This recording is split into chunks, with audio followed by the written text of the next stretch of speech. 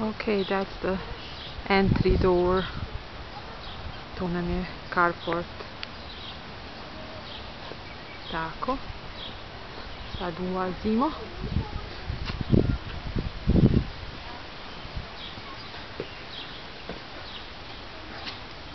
Tu ima jedan klozet.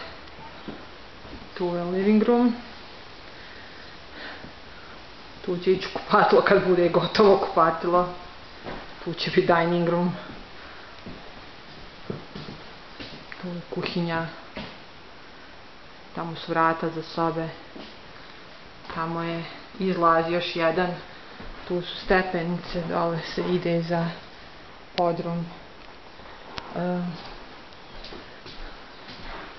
Ovamo je Dunjina soba. Pink, naravno. Ovamo je kupatilo koje nije gotovo još. Ovamo je hodničak. Tu je Aleksina soba. Prazna još uvijek. Tu je naša soba. Ovo prazna još uvijek. Evo, tu ima prozor. Ovo je nekakvi ukrasni prozor. Eto. I tu će biti living room.